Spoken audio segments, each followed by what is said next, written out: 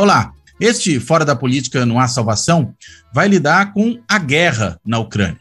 O episódio anterior, que nós tratamos ainda da crise Rússia-Ucrânia, foi gravado antes da guerra. Agora nós temos guerra mesmo, a invasão do território ucraniano pelas tropas russas, a ocupação de cidades importantes da Ucrânia e uma série de consequências aí que nós vemos no cenário internacional, sanções econômicas, posicionamento duro de diversos países, enfim, temos uma situação bastante séria no contexto internacional. Tem gente falando que é a primeira guerra em território europeu desde o fim da Segunda Guerra Mundial. Acho que a gente também precisa lembrar da guerra na Bósnia, Enfim, ainda que pudesse ser uma guerra civil, houve conflitos ali, mas, claro, não com essa mesma importância, essa mesma dimensão. Estamos falando aí de uma potência nuclear da Rússia invadindo um país vizinho que já estava, em boa medida, integrado ao contexto europeu de um modo geral. Então, claro que isso tem um alcance bastante diferente no que foi aquela guerra ali nos Balcãs há alguns anos atrás. Então, acho que temos realmente algo muito, muito distinto. De qualquer modo, acho que um elemento importante para tentar entender esse conflito e essa situação é, afinal de contas, o que a Rússia deseja, O que a Rússia busca com essa ação? Porque muito se imaginava que ela ficaria ali apenas na borda da Ucrânia, que poderia ser um blefe, mas muita gente falou, olha, não vão invadir, Os americanos alertando, não, vão invadir sim. E no fim, invadiram mesmo. O que a Rússia busca? Enfim, para tentar entender isso, eu convidei meu colega da Fundação Getúlio Vargas, professor de Geopolítica na FGV, a ESP, Antônio Geles. O Geles é um profundo conhecedor da realidade russa, tem inclusive ido à Rússia com uma certa frequência e escreveu recentemente um artigo publicado na Folha de São Paulo tratando exatamente desse problema. O artigo é Ataque da Rússia à Ucrânia busca estabelecer nova ordem mundial. Saiu na Folha de São Paulo no dia 26 de fevereiro. Acho que é uma leitura interessante para quem quiser entender o ponto de vista dele, mas para entender ainda melhor o ponto de vista dele, entender, sobretudo, o que quer a Rússia, e as consequências disso que vem por aí, é melhor ouvi-lo. Então, dito isso, feito esse introito, eu quero primeiro agradecer ao Geles por ter topado esse convite, por estar aqui com a gente, dar as boas-vindas e passar a palavra para ele. Geles, você pode explicar para nós, afinal de contas, o que quer a Rússia? Bom, Cláudio, em primeiro lugar, meus cumprimentos. Muito obrigado pelo convite, sou fã do programa. Um grande prazer estar aqui. Bom, se a gente for resumir o que a Rússia quer, ela decidiu, com uma medida muito radical, que foi essa invasão à Ucrânia, tentar pôr fim ao que ela vê como um estado de permanente ameaça à sua soberania. Essa é a compreensão da Rússia. Essa percepção se manifesta pela identificação de algumas ameaças, tanto vindas da Ucrânia, quanto vindas da Aliança Atlântica, enfim, da aliança entre Estados Unidos e Europa. Em relação à Ucrânia, ela tem uma relação histórica, ao mesmo tempo, profunda e complicada com a Ucrânia. Então, partes da Ucrânia falam russo, ainda falam muito, a gente vê os vídeos da guerra, as pessoas filmando de casa, o bombardeio, vídeos que não são pró-Rússia, e que as pessoas estão falando russo. Então, ela tem uma relação com uma população ucraniana que tem a sua nacionalidade, eles não são russos, mas são russofalantes, e essa população vem sistematicamente denunciando violência que eles estariam sofrendo de pequenos grupos nacionalistas que não são a população da Ucrânia. Isso repercute bastante na sociedade russa. Então, esse é o primeiro ponto, que seria uma ameaça a populações russas fora. O segundo ponto é que não apenas existe a possibilidade de expansão da OTAN para a Ucrânia, o que traria mísseis na fronteira da Rússia, etc., mas já existe efetivamente uma união estável da Ucrânia com a OTAN. Muito armamento ocidental vai para a Ucrânia. A Rússia tem percebido com isso um fortalecimento militar de um país que desde 2014 é abertamente hostil a ela. Um terceiro ponto é um medo da Rússia da nuclearização da Ucrânia, se não a construção de ogivas nucleares completas, digamos assim, mas a construção de bombas sujas, bombas convencionais com material radioativo. Isso é muito negado pela imprensa ocidental, mas infelizmente vários políticos ucranianos ao longo dos anos ventilaram isso, e isso não é aceito por Moscou. Então, em resumo, em relação à Ucrânia, Moscou vê um país hostil, aliado à OTAN, construindo uma máquina de guerra que ele entende ameaçadora. Mas tem o fator em relação à Aliança Atlântica. A Rússia, talvez desde Aliança a Atlântica, guerra... só para pontuar, a OTAN, né? É dela que você está falando. Eu coloquei como a relação dos Estados Unidos, principalmente dos Estados Unidos. Desde 2008, aconteceram alguns pontos ali da relação entre Rússia e Ocidente, em que a Rússia começa a perceber que existe do ponto de vista dela, existe uma intenção de mudança de governo, que ela entende como ameaça à soberania, vinda da OTAN, vinda principalmente do Departamento de Estado dos Estados Unidos. Especificamente, isso se agrava nos governos democratas. Então, o que acontece? Em 2014, existe uma série de uma revolta grande na Ucrânia, derruba um governo pró-Rússia. É complexo esse episódio, houve manifestações pró-Rússia também. Isso é muito apoiado pelo Ocidente. E, desde então, é uma relação muito tensa. É uma relação em que a Rússia, dentro do escopo de ação dela, retalia as medidas americanas, e algo que foi por uma animosidade muito grande. Quando Biden ganha a eleição, a equipe do Departamento de Estado, a equipe de relações internacionais dele volta a ser mais ou menos a mesma do Obama. Aí todo mundo já esperava alguma coisa. Então, assim, o pano de fundo é esse, uma Rússia que se sente ameaçada em sua soberania pelo Ocidente e a Ucrânia como instrumento dessa ameaça. Agora, então o que você está dizendo é que tem uma imensa responsabilidade aí, pelo jeito, nesse confronto da própria OTAN, né? E suponho a partir daí dos Estados Unidos. É isso? A gente pode dizer que esse é um conflito que não teria começado, não houvesse essa iniciativa da OTAN de tentar incorporar a Ucrânia? E quando você for me responder isso, queria só que você explicasse um pouco melhor essa questão aí dos democratas, né?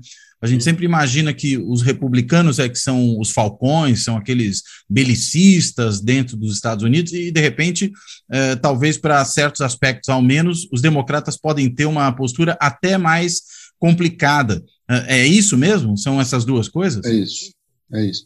Então, a gente tem, nessa questão dos democratas, é muito interessante, Cláudio, porque a gente, vamos voltar um pouquinho no tempo, em 89 a gente tem a queda do muro, em 91 o fim da União Soviética. Existe a invasão do Iraque em 91 pelos Estados Unidos, quando Saddam Hussein invade o Kuwait e tenta controlar a reserva de petróleo. Beleza, até aí os americanos estão com o apoio do mundo na medida. Isso vai mudando um pouquinho e tem uma marca notável em 99.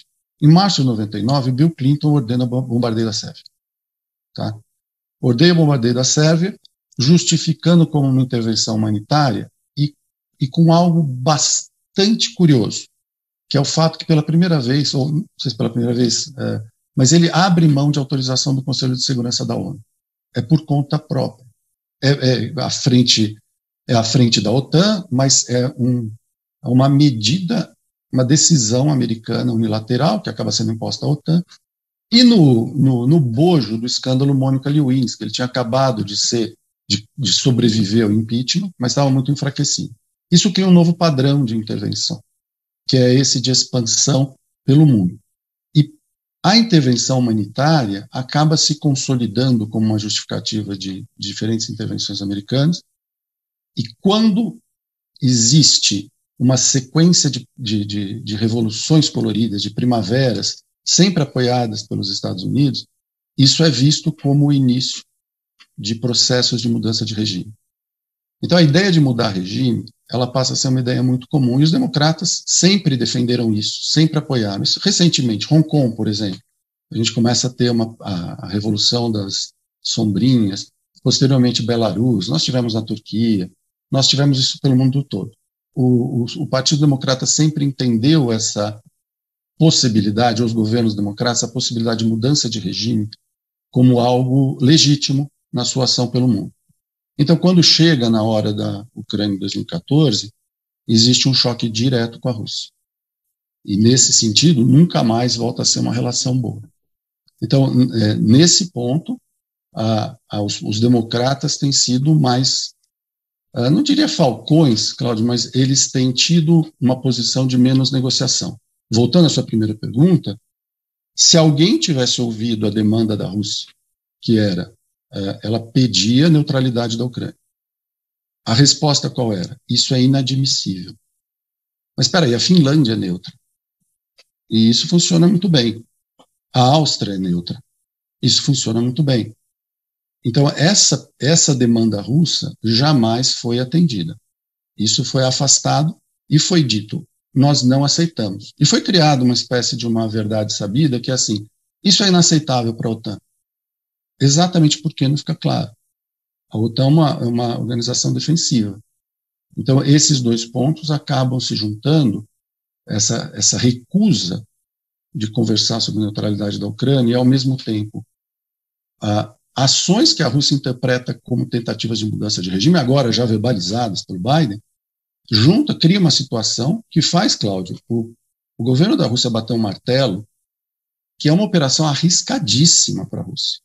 O que ela está fazendo na Ucrânia militarmente é assombroso. Não estou dizendo de qualidade, mas é de uma amplitude essa ação que realmente só um Estado que está se sentindo, correto ou incorretamente, muito ameaçado, tomaria. Tá? Então, acho que se não fosse essa sequência de falta de diálogo, isso não aconteceria. Isso não é uma aventura não pensada, vamos ver o que dá. Isso é o resultado de perceber que não vai ter possibilidade de diálogo nunca. Agora, você falou ação correta ou incorreta. Como é que você avalia isso do ponto de vista da perspectiva russa? Você acha que era inevitável, de certa forma, que eles fizessem isso? Não dava para imaginar outro desfecho? Não, então, não seria. Eu acho que se eles conseguissem conversar, se o Biden não tivesse a postura bizarra que ele teve recentemente, que é a seguinte, a Rússia vai invadir a Ucrânia.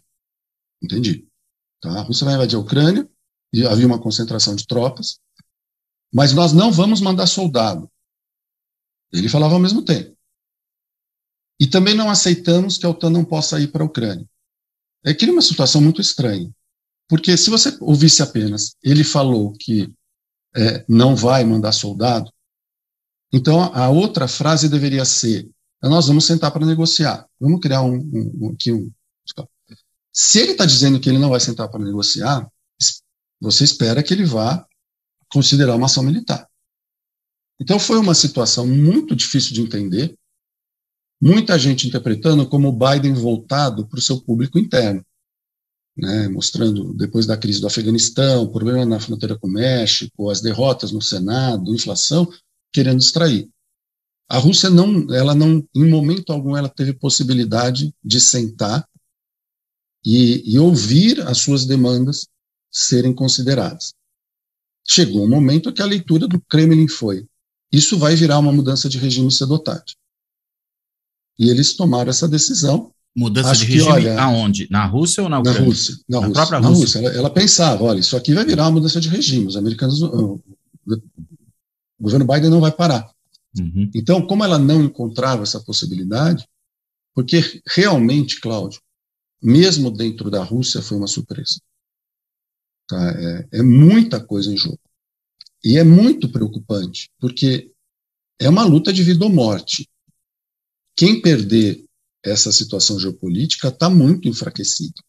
Não é só a Rússia. A Rússia vai enfrentar agora o maior conjunto de sanções que a gente pode imaginar. Sanções que foram disparadas de uma maneira absolutamente aleatória, sem nenhuma estratégia. O arsenal de sanções está praticamente vazio, em 5 dias, que sugeriu muito pânico. Por outro lado, o Ocidente, nesse momento, ele mostrou que ele não entra em campo para a luta. Havia essa dúvida, há indícios na tática inicial da Rússia que ela estava testando o Ocidente. Ele não entra na luta, ele usa a sua economia como arma, e se isso não der certo, o Ocidente, que já vem se machucando com o seu desempenho em Afeganistão, em Síria, em Líbia, uma série de ou fracassos ou quase fracassos, vai ter muita dificuldade de se impor no cenário geopolítico. Nós estamos assistindo uma disputa que, por conta desse componente, Cláudio, há alguns dias atrás, eu fiquei muito preocupado junto com muita gente, porque a Rússia mobilizou o armamento nuclear, especialmente quando os europeus falaram que mandariam aviões para a Ucrânia. E essa mobilização, isso não é um blefe. Tem um componente de guerra psicológica, mas tem preparação, sim. Eu acho que nós não estamos atentando coletivamente para a gravidade do que está acontecendo. Então, quando eu digo que ela quer destruir a ordem de 89, a Rússia entende que ela jamais terá segurança, enquanto a ideia de que você espalhar os valores, os modelos ocidentais pelo mundo é um direito inalienável do Ocidente. Eu não estou dizendo que seja mal, não estou dizendo isso não está sendo acompanhado de uma efetiva implementação, demonstração de poder pelo Ocidente, são vários insucessos, mas isso não para. A ideia dela é, a hora que isso terminar, se terminar como eu quero, ninguém mais vai pensar em mudança de regime para esse lado, pelo menos. Aliás, você falou uma coisa, né, que não é um blefe, né, não era um blefe. Aliás, isso que eu ia te perguntar. Se não era um blefe, por que tanta gente acreditou que fosse um blefe? E você falou que até na Rússia, né, foi uma surpresa o início da invasão, né? Por que tanta gente, né, lideranças no mundo, analistas, acreditavam que era um blefe, que não haveria uma invasão, e ainda assim ela se concretizou? Então, o que acontece, Cláudio, é que as pessoas pensaram que era um blefe, a maior parte dos analistas geopolíticos imaginava que era um blefe, porque se essa invasão da Rússia for bem sucedida, isso vai ser estudado em academia militar por muito tempo. A dimensão dessa operação, ela é uma dimensão, não só a dimensão geográfica, a complexidade operacional de inteligência dessa operação é assombrosa. Cláudio, a Ucrânia é um país grande. De leste a oeste, é a distância de São Paulo a Cuiabá. De norte a sul, tirando a Crimeia, a distância de São Paulo ao Rio Grande do Sul. A Rússia começou em 4 frontes de operação. É uma operação que tem uma margem de erro relativamente pequena. Ela tem uma temporalidade específica, lenta no começo para destruir as defesas ucranianas. E se a Rússia perder essa guerra, ou se a OTAN tivesse reagido nas primeiras 48 horas, como, por exemplo, o bombardeio contra as posições russas, nós teríamos, possivelmente, uma terceira guerra mundial. Ninguém acreditava que o Kremlin tivesse coragem de fazer isso. Ele fez, e olha, vou te dizer, Cláudia, é muito interessante. As pessoas têm escrito que a invasão começou muito mal. Eu discordo um pouco. O Kremlin ataca 2 alvos críticos no primeiro dia. Explode a represa, a barragem que os ucranianos haviam construído, que cortava o suprimento de água doce para a Crimeia. Isso foi uma operação inicial. E tomam Chernobyl, o complexo nuclear. Então ali eles devem ter agido com o melhor que eles têm de tropa. No restante, eles entraram com armamento nada muito moderno que eles têm, com tropas que às vezes você via nos vídeos de soldado russo capturado, que não pareciam ser as tropas mais experientes dele, mas a impressão que dava é que eles, nesse começo, acreditavam, inclusive, que a OTAN poderia reagir. Quer dizer, tudo isso estava em jogo. Depois a OTAN não reage, graças a Deus para todo mundo, e ela muda. Agora, ontem ela mudou, inclusive, mandou alguns comandantes mais experientes e as tropas especiais entrando.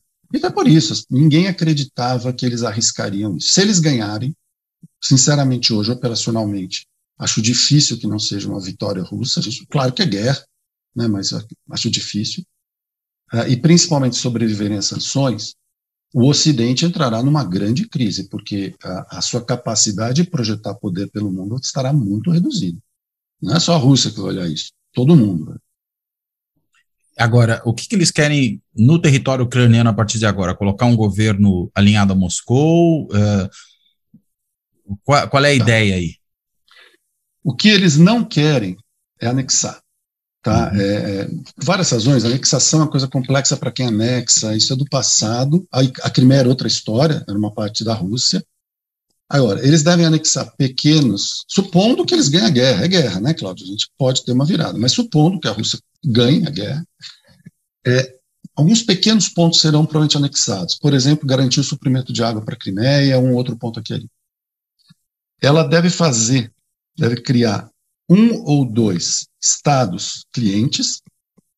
Eu acredito que não seja um só, deve ser um estado que será um estado sul-oriental, que incluirá toda a costa do Mar Negro, e um outro, ou 2 outros, que serão que é a parte menos simpática à Rússia historicamente, um talvez centrado em torno de Kiev, e o outro no Ocidente. O Ocidente, que é a porção mais russofóbica da Ucrânia, e que também, de onde vieram as grandes lideranças de Maidan em 2014.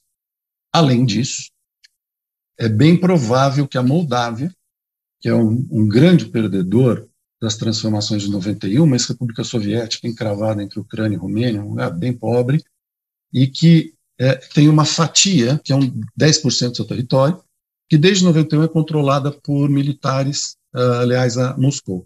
É possível que esses militares tomem o poder na Moldávia. Qual que é o resultado disso, Cláudio? Um ou dois estados clientes da Rússia, se a Rússia ganhar essa guerra. No que é hoje o território ucraniano, esses dois estados. Isso, exato. E um colar de bases russas. Então, o que seria o medo russo de ter mísseis da OTAN apontados para Moscou vai virar um pesadelo militar estratégico para a OTAN com bases russas na fronteira dela na Europa. Não sei se a Rússia vai colocar as bases dela lá, mas, enfim, vai ser uma mudança de jogo estratégico imensa. Jogando uma pressão, Cláudio, pode ser um pouco realista demais, quase maquiavélico, mas, enfim, a gente está falando de geopolítica, né? Que é o fato de que existe hoje a certeza absoluta de que a OTAN não vai lutar certas guerras. Ela não vai lutar certas guerras. E já tem uma pergunta no meio de geopolítica. Alguém acredita que a OTAN entraria numa guerra, não sei se contra a Rússia, ou uma mudança grande de cenário, algum outro país, por exemplo, para defender a Romênia, a Bulgária? Será que, não digo a OTAN, mas será que os franceses, os alemães, os suecos, os irlandeses, os portugueses, os americanos entrariam numa guerra violentíssima contra a Europa, contra alguém na Europa Oriental? Essa dúvida existe. Né? Agora, haveria essa guerra na Europa Oriental? Essa também é outra questão. É plausível imaginar, depois dessa operação, mais uma? Eu não vejo nenhuma possibilidade da Rússia querer estender seu domínio sobre os antigos satélites, mas nós entraremos, aliás, qualquer que seja o desenlace dessa guerra, entraremos num período de profunda instabilidade. Tem muita coisa pendente. A Europa Oriental, tem uma frase de um político britânico do século XIX, o Venizelos, que ele dizia, falando dos Balcãs, os Balcãs produzem mais história do que eles conseguem consumir localmente. Então, nós temos uma região, Cláudio, extremamente instável, onde as elites pós-89 foram fabricadas apenas pela sua característica de oposição aos regimes de então. Essas não são elites que têm um enraizamento de poder na sociedade histórico, e muitas delas se portam da seguinte forma: o país, eles têm os negócios no país e os filhos vão embora para o Ocidente. Tive a oportunidade de conhecer algumas pessoas, e a população que não tem essa possibilidade de usufruir do melhor do pós-89 vai se ressentindo. Esse ressentimento chegou ao poder na Hungria, chegou ao poder na Polônia, pode chegar a outros lugares. Então, pode haver instabilidades diferentes. E nós não precisamos nem falar numa invasão. A Bósnia, que você citou, a Bósnia está completamente não resolvida. O clima, a temperatura está subindo na Bósnia, no Kosovo também. Então, mais uma vez, a OTAN pretende, os franceses pretendem entrar numa guerra sangrenta, guerras civis sangrentas, intervir nisso. São questões que nós saberemos na próxima década, que promete ser bastante agitada. Isso independe da ação direta russa, né? independe da ação direta russa, mas, obviamente, a Rússia tem interesse em que não se crie uma estabilidade na Europa Oriental. Ela vai continuar temendo o impulso ocidental de mudar regime lá. Então, será uma paz muito tensa na melhor das hipóteses. Agora, essa ação russa na Ucrânia também não pode ser até um deflagrador dessas guerras civis nessa região, porque, sinaliza uma insatisfação, sinaliza, enfim, que a capacidade de reação também do Ocidente não é tão grande quanto se poderia supor, como você está bem colocando. Você acha que uma coisa pode ter efeito sobre a outra, no sentido de deflagrar esse processo? Eu não vou falar que eu tenho certeza que sim, porque, mas a chance é enorme. Cláudio, Europa Oriental é complexa. Então, por exemplo, estou falando da Moldávia, só para dar um exemplo da complexidade. Se a Rússia entrar na Transnistria, que é essa república separatista pró-Rússia da Moldávia, os moldavos vão se unir, eles são romenos. Aí tem uma minoria que fala turco, que é a minoria Gagauz, que é muito próxima dos russos, que está dentro da Moldávia, que já deve estar se agitando, segundo consta, não tenho certeza. E você tem inúmeras minorias espalhadas pela Europa Oriental, aqui e ali, com tensões. Outro exemplo, Orbán. OTAN, é a União Europeia. Próxima, na fronteira da Ucrânia com a Hungria, as pessoas falam húngaro. São húngaros. Estão lá por questões, enfim. E o governo da Ucrânia vem tentando ucranizar o idioma do país e dificultando o uso do idioma materno pelas minorias linguísticas. A Hungria já protestou contra isso. E se a Rússia fechar os olhos e deixar essa porçãozinha bem pequenininha de húngaros se unir à Hungria? O Orbán vai recusar? Porque para ele é uma vitória imensa no país. A OTAN, o que a OTAN vai fazer com uma coisa dessa? Um país dela aceitando. E o Orbán fez uma coisa curiosíssima. Ele tem que sancionar a Rússia, porque a União Europeia não tem opção, mas ele já avisou que a arma ele não manda para a Ucrânia. Ele tem que sancionar a Rússia, mas a arma ele não manda para a Ucrânia.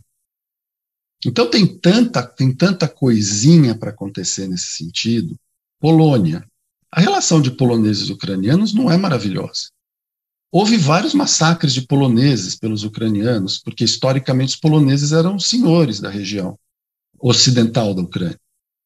E existem poloneses que têm até hoje, querem acertos de contas sobre isso. Será que num colapso da Ucrânia, alguns pedacinhos de terra ali também não serão desejados pela Polônia? É complicado, claro. Todos os países têm um mapa lá, que é a grande Ucrânia, a grande Polônia, a grande Bulgária, que, como um filme muito bacana brinca, às vezes elas vão até o Pacífico. Todo mundo tem um país que, algum dia, uma parte do outro país foi deles, 500 anos atrás, e que tem uma reclamação. Claro, que os nacionalistas. Então tem muito potencial para estabilidade. Aliás, estão dizendo que se a Itália resolver reivindicar o Império Romano, a coisa complica, né? Bastante. Agora, você falou também, né, desses grupos nacionalistas que há internamente, e uma das questões que tem sido muito levantada, sobretudo pela Rússia, né, é que ele estava, vamos dizer, desnazificando a Ucrânia. E você lá atrás mencionou, né, de grupos ultranacionalistas que têm atacado minorias russas e tudo mais. O que há de verdade e o que há de invenção ou exagero nessa questão aí dos grupos de extrema-direita na Ucrânia? E qual a relação deles com o governo ucraniano? Tá. Bom, eu sugiro que o pessoal dê uma olhada nos vídeos da Vice sobre a extrema-direita na Ucrânia. Tem um vídeo que é a Ucrânia hoje o grande hub de extrema-direita da Europa. A dimensão disso é complicada de precisar. Existe um movimento, eles fizeram marchas com tochas, né, eles celebram algumas coisas complexas, eles usam símbolos perigosamente próximos às suásticas, embora não sejam suásticas. Então existe um componente. Não nos esqueçamos que parte do Exército de Libertação da Rússia, que era o exército que se aliou ao Hitler na Segunda Guerra, e formado por russos e por ucranianos, teve um contingente importante que veio de lá. Eu não estou dizendo por isso que os ucranianos são nazistas, nada disso. Mas existe uma memória, não só lá, em outros países também, dessa fase. Então, frequentemente, essa pessoa não se vê talvez como o nazista do Ocidente, mas como o nazista que virou um nazista para salvar seu país. Isso aconteceu na Europa Oriental inteira, Cláudio. Aliás, algo muito interessante, e que hoje talvez na Polônia tenha, é algo que se chama clérigo-fascismo, que começa na Itália, mas cresce muito na Europa Oriental, entre guerras, onde a Igreja Católica, alguns setores da Igreja Católica, se aliam aos regimes de extrema-direita. Com ecos, principalmente para a América do Sul, muitas dessas pessoas vieram para a América do Sul depois da guerra. Tudo isso cria um caldo que existe que nós chamaríamos de extrema-direita, e que lá é um excesso de nacionalismo. Então existe. O quanto é difícil precisar, certamente os governos ucranianos não são suficientemente estáveis, a política ucraniana é uma política muito caótica, para conseguir evitar isso. A governança da Ucrânia, ela funciona como uma confederação de oligarquias. Os oligarcas ucranianos, eu sempre falo para os alunos que a Ucrânia é, hoje, o que as pessoas pensavam que a Rússia era, até recentemente. Esses oligarcas são muito poderosos. Então, isso cria um clima de instabilidade que o governo não tem muito como controlar tudo no país. Então, a ligação precisa deles, difícil de esclarecer, mas um batalhão, muito acusado pelos russos, e até algumas fontes ocidentais de ações de extrema-direita, foi incorporado às tropas ucranianas. E está As tropas agora na guerra ou antes disso? Não, já tinha sido. O batalhão Azov, por exemplo, se você googlar, você vai ver, é um batalhão de voluntários, começou como um batalhão de voluntários, Azov, batalhão Azov, e hoje eles estão fazendo a defesa de Mariupol, no sul da Ucrânia. Quem que está indo lá, enviado pela Rússia? Olha a coisa. São os batalhões de elite chechenos, do Kadyrov, que talvez sejam as tropas mais temidas do mundo. Então eles estão agora, nesse momento, fazendo o que se chama de mop-up, ou seja, você cercou a cidade, você destruiu toda a capacidade de projeção militar que existe ali, mas existe uma resistência em Mariupol pelo batalhão Azov. E você tem que enviar as tropas lá dentro para eliminar essa resistência. Imagina do que nós estamos falando. A gente está falando do mais violento possível da guerra pessoal. que está acontecendo agora. Agora, você imagina a quantidade de ressentimentos eternos, de tensões, de instabilidade que resultará disso tudo. 1 milhão de ucranianos, estima-se, já tiveram que fugir. Né, já estão na Europa Ocidental. Isso carrega tensão, isso joga problema. Está começando essa história, Cláudio. Daqui uns 20 anos a gente vai ter noção de até onde isso vai, exagerando aqui um pouco. Agora, os chechenos que foram para lá é o batalhão pró-Rússia, localizado na China, que esmagou aquela rebelião chechena, é isso? Não. A Chechena e a Rússia são grandes aliados desde... Sim, mas tinha uma tentativa de autonomização da Chechênia lá atrás, né? Mas eles são chechenos, esse batalhão é checheno, são os chechenos. Mas pró-Moscou. Pró-Moscou, totalmente pró-Moscou. Kadyrov, tem uma cena impressionante, eu até postei no Twitter, que saiu no Russia Today, dele se mobilizando em Grozny para a guerra. Então, isso eles estão agora operando lá no sul, não se sabe exatamente se em outros lugares. E uma coisa que está clara é que está sendo uma guerra pesadíssima. Pesadíssima. Né? Existe, a população civil ucraniana está apavorada. Você tem, de um lado, os russos numa luta de vida ou morte, do outro, uma defesa que é uma mistura de nacionalistas treinados e bastante determinados, e os ucranianos que foram convocados para a defesa. Então, não é é uma grande guerra. Eu brinquei no Twitter, brincadeira entre aspas, que essa é a Terceira Guerra Mundial. Apenas um dos times não saiu do vestiário e preferiu comprar o troféu com sanções. Né? Uma brincadeira, entre aspas, brincadeira é uma coisa muito séria, mas nós temos uma situação perigosíssima. E não está 100% claro, a despeito do que eu comentei aqui, 100, talvez 99%, que no caso de uma vitória russa muito grande, nós não tenhamos algum tipo de mudança de coração por parte da OTAN. Né? Tem muita coisa fora de controle, né? A população ocidental está muito insuflada em relação a essa guerra, com razão, muitas vítimas civis, existe, né, eu brinco que a russofobia é o último preconceito de livre curso entre intelectuais liberais do Ocidente, já era. Então tem um terreno fértil, a Rússia agrediu, invadiu, enfim, não está estabilizada a situação. Eu tenho a impressão de que é preciso mais cuidado do que tem, porque se isso sair de controle, nossa, não tem volta. Esse gênio saiu da garrafa, ele não volta. E nós estamos numa situação delicadíssima. Agora, dentro desse perigo, né, uma coisa que foi, enfim, até o Sergei Lavrov chegou a falar disso, houve também a mobilização de armas nucleares por parte do Putin.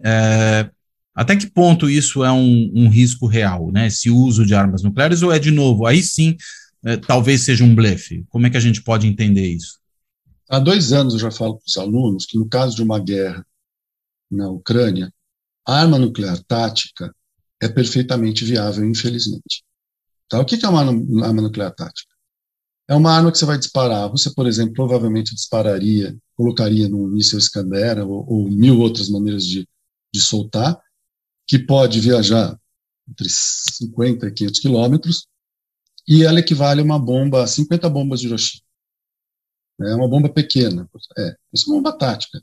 Ela é usada em teatro de operações. Se a OTAN entrasse, a chance da Rússia usar seria grande. Tá? Eu não vejo uma possibilidade hoje de os países pararem mísseis balísticos uns contra os outros. Isso não. Mas fique claro que a Rússia perceber que ela está perdendo essa guerra, se, por exemplo, a OTAN entrar com tanques, a Rússia não tem condição de segurar um ataque convencional da OTAN. Ela não tem recurso para todos os seus frontes. É bem possível que isso aconteça. Não estou dizendo que eles estão preparando ataque, mas não pode ser tratado como blefe. Uma coisa que eu postei, porque eu realmente fiquei preocupado, que eu dizia, eu espero que as pessoas não brinquem com isso, não blefe. Para a Rússia, as pessoas têm que entender, certo, errado, gostando ou não gostando da Rússia, é uma luta de vida ou morte. Para o Ocidente, é uma guerra de escolha. Essa é uma guerra de escolha para o Ocidente. Havia outras possibilidades, muitos europeus queriam a negociação. Para a Rússia é vida ou morte. Eu digo, para o governo da Rússia, pelo menos, é vida ou morte. Agora, se os europeus queriam a negociação, por que a negociação não aconteceu? O que travou aí? Claro. Hoje teve um artigo, aquele artigo que eu passei uma referência do Streeck, e hoje saiu um discurso do Macron. A Europa não tem mais autonomia geopolítica. A Alemanha, uma vitória os americanos conseguiram. A Alemanha morre como um ator geopolítico. Ela morreu. Ela não é mais um ator geopolítico, ela segue a orientação americana. Os americanos não estão errados, isso aqui não é anti-americanismo, isso é o jogo do poder. Os americanos não sei se estão certos exatamente nessa estratégia, mas é compreensível. A França não sabe o que faz, porque sem a Alemanha ela também não tem poder de projeção. Então a Europa hoje, ela se torna um braço geopolítico dos Estados Unidos. Tá? Isso já está claro, ela não tem autonomia. Eles tentaram e foram bloqueados. Quer dizer, quem bloqueia são os Estados Unidos nesse caso. Porque para eles é interessante, Cláudio. Ao longo da história, os Estados Unidos internamente, geopoliticamente, tem duas correntes que brigam desde sempre, que são os intervencionistas e os não intervencionistas. Os não intervencionistas seguem aquela ideia: a gente não se mete em briga que não for diretamente, de coisas que não nos ameaçarem diretamente. E os intervencionistas, não, os Estados Unidos vão atuar no mundo inteiro. Desde do fim da Guerra Fria, os intervencionistas venceram. Tá? E a ideia que existe é a seguinte: os Estados Unidos fazem as guerras vitais dele na Europa e no Pacífico. Essas guerras não acontecem dentro do território americano. Que tem sentido isso, e eles têm um privilégio geográfico. Na Europa ou no Oriente Médio também? Sim, no Oriente Médio também, claro, no crescente, né, mas sempre no passado, quando o Oriente Médio era menos importante, na Europa, mas sim, no Oriente Médio. Mas nunca essas guerras chegarão nas costas americanas. Isso tem muito sentido geopolítico. Esse é o coração da estratégia americana. Isso há muito tempo.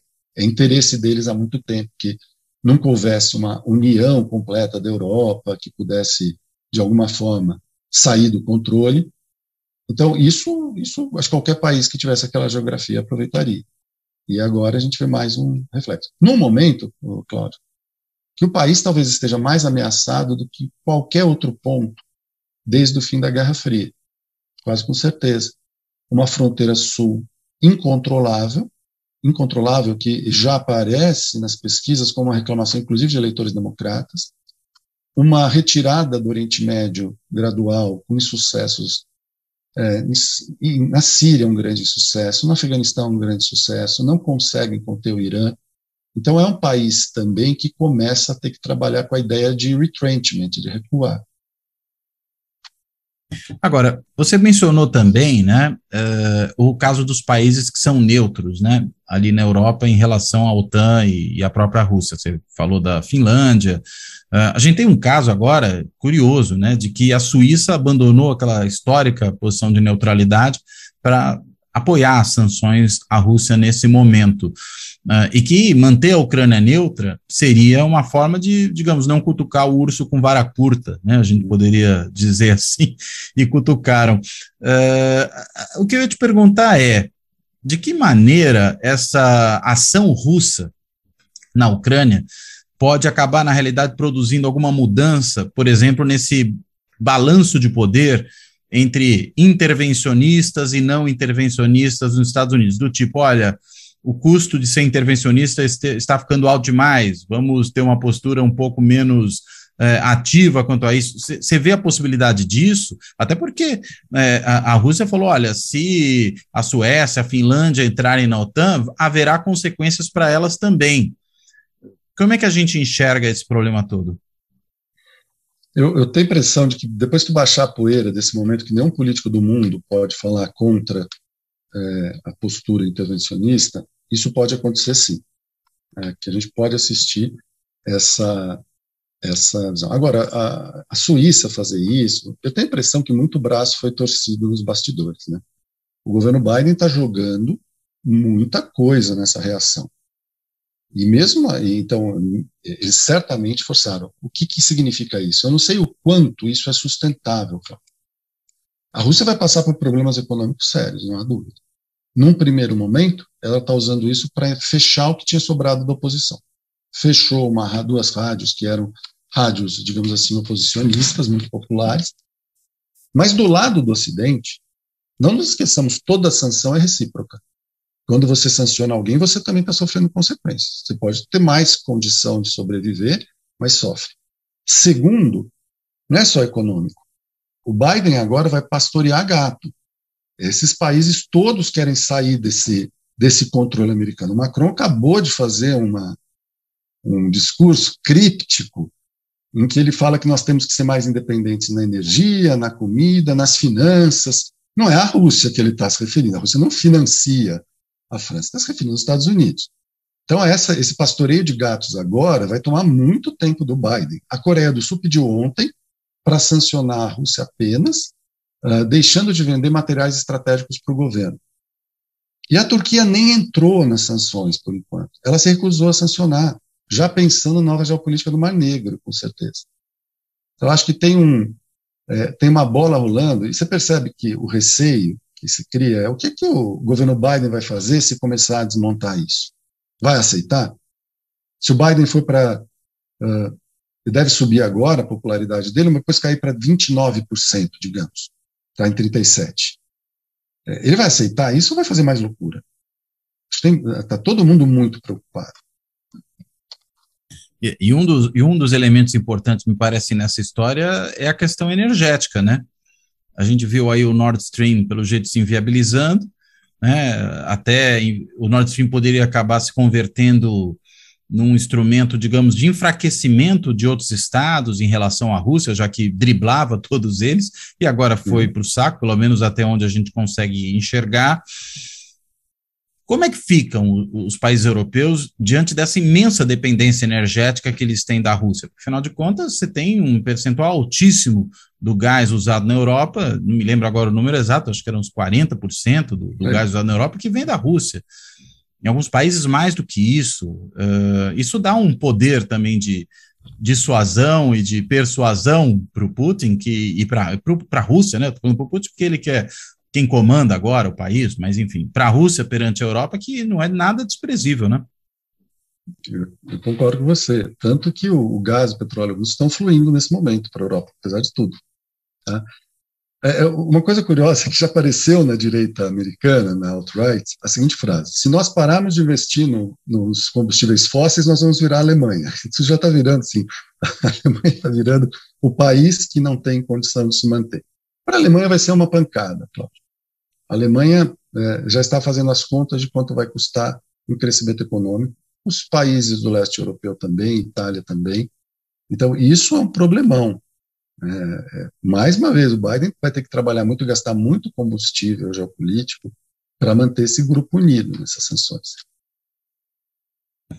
E para nós aqui, né? Porque a gente tem também uma dependência grande, né? Temos, por exemplo, de fertilizantes, como tem sido muito discutido nesses dias, mas também você tem a questão do trigo, do milho, que são importados tanto da Ucrânia como da Rússia e que talvez não tenham nem condições de vir para cá. Como é que você vai pagar pelos carregamentos desses produtos todos, né? E aí o Brasil parece que tem uma postura ambígua diante do processo, né? O presidente Bolsonaro se solidarizou à Rússia, ao mesmo tempo publicou esses dias num grupo do qual ele participa um texto completamente maluco, mas de qualquer forma que era um texto pró-Rússia, né? Claramente, e curiosamente, em se tratando do Bolsonaro, pró-Rússia e pró-China. Não sei de onde saiu aquilo ali. E ao mesmo tempo, na ONU, por exemplo, votou a favor das sanções. Então, a gente tem um comportamento ambíguo. Como é que você enxerga esse impacto sobre nós, particularmente? Olha, fertilizante é outra água da economia brasileira, né? Então, isso é um problema grave, vai depender da dimensão. Em relação a trigo e milho, a Tereza Cristina já avisou que vai subir preço de comida. Eu fiquei surpreso com a postura de independência do governo Bolsonaro em relação aos Estados Unidos. Bolsonaro apareceu nas redes russas, a foto dele apareceu por lá, tá? Assim, como um cara que não cedeu ao Biden. Cláudio, no fundo eu tenho a impressão, e eu tenho a impressão que os militares brasileiros que trabalham com geopolítica percebem, há muita dúvida de qual vai ser a eficácia da reação do Biden. Ela é midiática de uma maneira poucas vezes vista, e eu não entendo completamente o reposicionamento do Bolsonaro. Eu acho que ele tem sentido. Ele vota na ONU contra a invasão, e ninguém defende o ato de agressão. Ele se recusa a sancionar, e ele aponta as tensões da ordem global. Possivelmente orientado no sentido que que está pintando, está nascendo uma nova ordem, que pode levar um pouquinho mais de tempo ou não, e o Brasil pode ter feito uma jogada de centroavante oportunista, no sentido que na hora que a bola pinga na grande área, e não interessa o que aconteceu antes, você se posiciona de uma forma mais independente. Além disso, provavelmente considerando que vai ser difícil para o Biden manter o controle do Senado e da House em novembro. O efeito que tem hoje favorável para ele, por enquanto, é pequeno e vai desaparecer até lá, qualquer que seja o resultado. Então, para o Brasil, uma grande incerteza, uma grande instabilidade econômica global que vai bater, ou seja, as perspectivas de crescimento ficam comprometidas, e uma coisa muito difícil, que os Estados Unidos, o governo Biden, possivelmente desesperado. Veja, Cláudio, quando o Bolsonaro decidiu ir para a Rússia, em março ele vai embarcar, desmarcar aquela viagem seria uma desfeita. Mas suponhamos que ele estivesse pensando em desmarcar. Vêm os americanos e falam para ele não ir. Nesse momento ele não pode mais não ir. Se ele estava pensando em não ir, ali para, e ele tem que embarcar. Do contrário, ele deixa de ser presidente do Brasil e passa a ser o governador-geral de Porto Rico.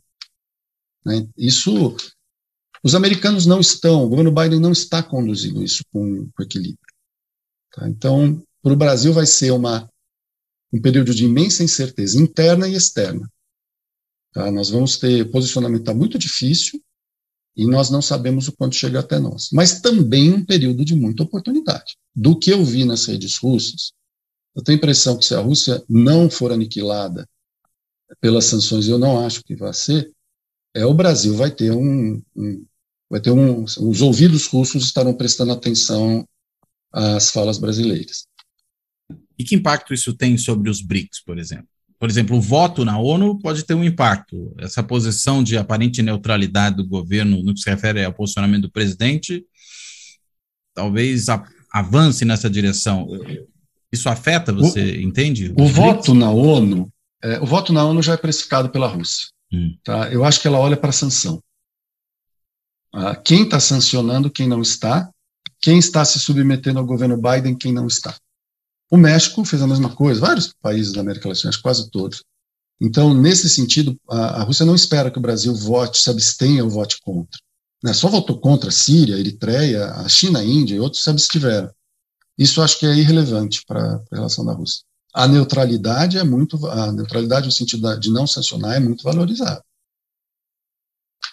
E a questão doméstica na Rússia, diante disso? Né? A gente viu que houve em vários centros, né, urbanos da Rússia, protestos contra a guerra, um monte de gente presa. Como é que isso está batendo internamente? É uma guerra vista de que forma pelos russos e como é que isso pode... Tudo bem, a gente sabe que a Rússia já não é exatamente, né, para usar um eufemismo aqui, um regime democrático, mas o impacto disso na política, a política doméstica, o impacto que a guerra pode ter sobre ela e o feedback que isso dá, né? Como é que você enxerga essa parte do problema? Existe uma pequena porcentagem da população russa que é a população que está envolvida nas manifestações. Qual que é essa porcentagem? O Navalny, que era a pessoa em torno da qual elas se congregavam, nunca saiu candidato, sempre dizendo que haveria fraude. Outra hipótese é que as pesquisas sempre mostravam que ele tinha entre 3% e 5% dos votos. Tá? Eu acredito que seja essa dimensão esteja concentrada em Moscou e São Petersburgo, nas cidades maiores. No primeiro impacto agora, os russos estão sentindo, viu, Cláudio? Já estão sentindo. Mas eu não percebo nenhuma ideia de que derrubar governo, coisa do gênero. Muito pelo contrário, por enquanto, vamos esperar mais tempo, foi um presente para Putin. Ele fechou a Erro Moskvi, essa rádio que era um espinho no sapato do Kremlin, fechou a Dost, que era a mesma coisa, e ninguém está reclamando disso por enquanto, exceto as pessoas que já reclamavam, já precificavam a reação de partes da academia, de partes do entretenimento e da mídia, e de partes da juventude. Eu não acho que por enquanto tenha mudado nada. E começa a aparecer, porque o nacionalismo russo é bem articulado. As falas assim, viram, era verdade. Aí eles falam muito da piata coluna, a quinta coluna ocidentalista que joga contra a Rússia, era verdade. Eles estavam... Então, de certa maneira, por enquanto, num primeiro momento, não vejo nenhum sinal. Certamente agora eu ficarei surpreso com alguma coisa maior. Pode ser que conforme a economia vai se deteriorando, isso aconteça. Porém, Cláudio, não nos esqueçamos, a Rússia essencialmente está rompendo com o Ocidente. E a economia dela será aberta para chineses, para indianos, para israelenses que também não estão... Não sei se Israel, embora não tenha sancionado, em virtude da proximidade com os Estados Unidos, possa fazer algo, mas China, Índia e outros países terão a possibilidade de substituir as importações ocidentais. E vão mesmo, né? Porque a China, engraçado, também tem uma postura um pouco ambígua, né? No primeiro momento parecia mais simpática à Rússia, as últimas declarações parecem de uma certa reprovação, né? Ao que tem acontecido aí na guerra. Você tem lido isso na imprensa ocidental ou na imprensa chinesa? Eu não leio chinês, então para mim é um pouco mais mas complicado. É em inglês, Global Times, etc. Não li na imprensa chinesa. Cláudio, eu já percebi uma coisa da China. O que o Xi Jinping fala não tem nenhuma, não significa nada. É uma frase, parece um pensamento taoísta, assim, é uma coisa fluida. Aí você olha as mensagens do segundo ou terceiro escalão e dos órgãos. Global Times, essa semana, tinha um abaixo-assinado na homepage, para você assinar para exigir a devolução para o Afeganistão do dinheiro que os americanos roubaram, tá? Porque eles bloquearam as reservas. O Banco Central, né? Aquela coisa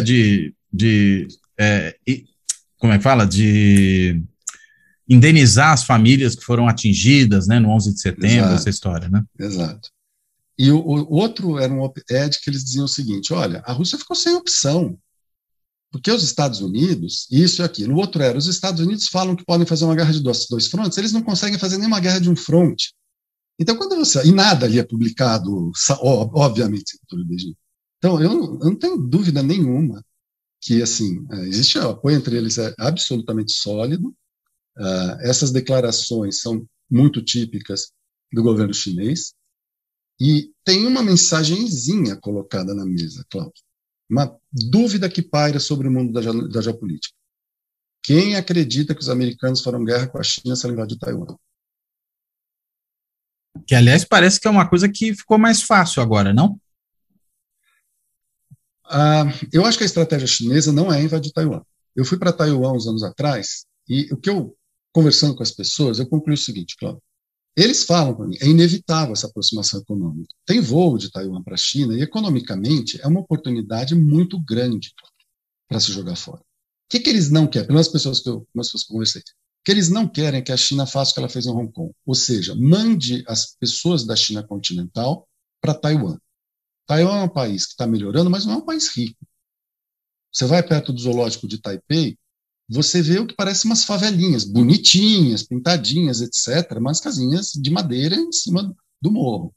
Não é um país riquíssimo. Eles têm medo de que eles receberão uma massa de chineses num processo apoiado por Beijing e que isso atrapalhe o crescimento deles. Eu posso estar errado, mas eu acho que isso é mais fundamental porque os anti-Beijing é uma geração que já está desaparecendo, que é aquela geração que chegou em Taiwan, o Chiang Kai-shek, depois de 49. E eu tenho a impressão que agora existe muita dúvida também em Taiwan, se eles podem contar com o apoio ocidental. Agora, a China vai tentar evitar. Mas me explica o seguinte, Cláudio, olha o governo Biden. No dia, 2 dias depois que começa a guerra na Ucrânia, os americanos decidem atravessar o Estreito de Taiwan com o navio militar deles. Você me explica a lógica de fazer isso? É uma provocação, né? Exato. Os jornais chineses vão à loucura com isso. Eu imagino. Então, depois que eu vi, infelizmente eu bati o martelo do governo Biden na primeira reunião do Blinken com o representante da China no Alasca. Eu acho que você deve ter visto as cenas. Você chegou a ver essa reunião? Então, uma reunião para aproximar a China e Estados Unidos no Alasca. Depois da guerra comercial do Trump, ela é aberta, Cláudio, vale a pena ver. O Blinken começa a ofender a China. É incrível. Ele começa a ofender e que os Estados Unidos não aceitaram isso porque vocês têm que respeitar a democracia, etc. Mas é a noção de força diplomática de uma criança. E o Blinken não combina com isso. Ele é uma pessoa evidentemente educada e polida e parece até desconfortável nesse papel. Naquele momento, todo mundo já percebeu que o governo Biden teria muita dificuldade de condução de política externa. Vale a pena ver esse vídeo. Ou seja, ele agiu a mando do chefe, é isso que você está dizendo, né? Não é do Biden, né? Biden... Sim, mas do comando do governo democrata, né? É um grupo do comando democrata do DNC ali, e que tem feito coisas estranhíssimas. Ontem foi um vídeo da Hillary. A Hillary resolveu dar o palpite dela, falar assim, eu sugiro aos ucranianos uma insurgência, já reconhecendo a derrota dos ucranianos, como os afegãos fizeram contra os russos. Meu Deus do céu! Olha o que aconteceu em agosto do ano passado com os americanos no Afeganistão. Sim. Né? Então não foi um exemplo feliz. De forma alguma, né? Há muito exemplo aqui de um certo descontrole, claro. Eu estou quase dizendo pânico. Quer dizer, ajudar a produzir uma imensa confusão e parece que não sabem mais o que fazer com ela, né? O arsenal democrata consiste em apoiar a mudança de regime e acreditando que todos os lugares do mundo querem ser ocidentais querem receber talvez até queiram, mas dentro do seu ritmo, mas que encarem isso de uma maneira super positiva e que não haja reação. Isso, quantas vezes não falhou, não para. Agora, você fala dos democratas, né? Mas estou pensando, por exemplo, na guerra do Iraque, na segunda guerra do Iraque. Como é que isso... Aí foram os republicanos, né? Bem, as duas guerras do Iraque foram os republicanos, embora a primeira tivesse a ver com a invasão do Kuwait. Mas a segunda se inventou ali uma desculpa esfarrapada, né, de armas de destruição em massa, que depois ficou claro que não havia, depois não, todo mundo já sabia que não havia, depois ficou evidente que não havia. Aí não é um intervencionismo republicano nesse caso? Não, com certeza, eu estava pensando mais recentemente, né? O governo Trump, com todas as idiosincrasias do Trump, e ele tentou fazer algo diferente. No final ele cedeu também, um pouco, ele não aguentou, a pressão foi muito grande. Ele tentou fazer isso, ele falou muito e agiu em retirar os Estados Unidos. Durante até o finalzinho do governo dele, por exemplo, ele sempre evitou atrito com a Rússia em função da Ucrânia. Claro que do jeito dele, falando a Ucrânia não é problema nosso, a Ucrânia é problema dos europeus. Mas dizendo também daquele estilo dele, a retórica dele para o eleitorado, que os sul-coreanos tinham que tomar conta da própria defesa deles, que os japoneses tinham que tomar conta da defesa deles, senão tem que pagar para nós. Ele tentou. Ele representa, Cláudio, nesse sentido, eu tenho impressão, um grupo da elite americana que considera insustentável a ideia dos Estados Unidos tentando New American Century, uma hegemonia sobre o planeta inteiro, que isso está custando muito para os americanos e pode vir a custar mais. Muito bem. E o caso da Crimeia, hein?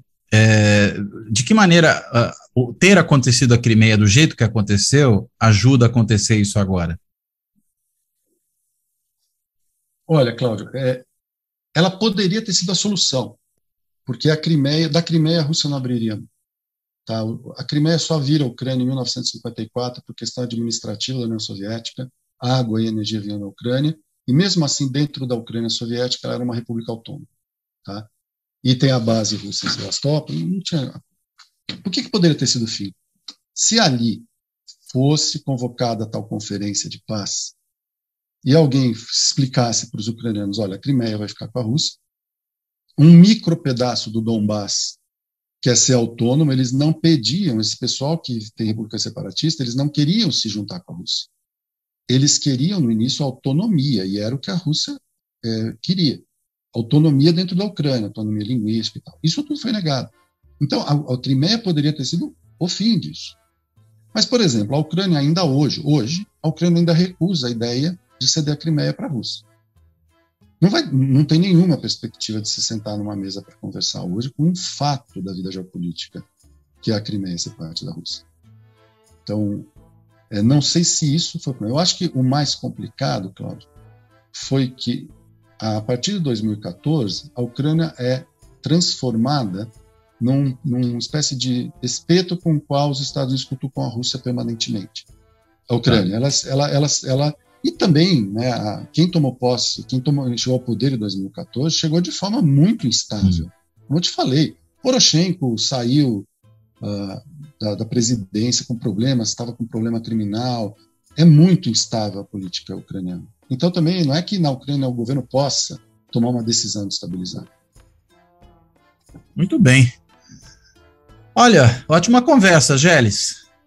Obrigado pela participação. Eu te devolvo a palavra para você primeiro, se você acha que ainda tem algum ponto que a gente possa ter deixado de lado, que vale a pena tratar dele ainda, falar disso, e, claro, para suas considerações finais. Então, só agradecer mesmo, Cláudio, e dizer que eu espero que o bom senso prevaleça e que essa situação toda, que a energia seja retirada dela e que nós, né, de alguma maneira consigamos estabilizar a situação global. Muito bem. Bem, então quero agradecer ao Geles, obrigado realmente pela conversa, acho que foi tremendamente esclarecedora.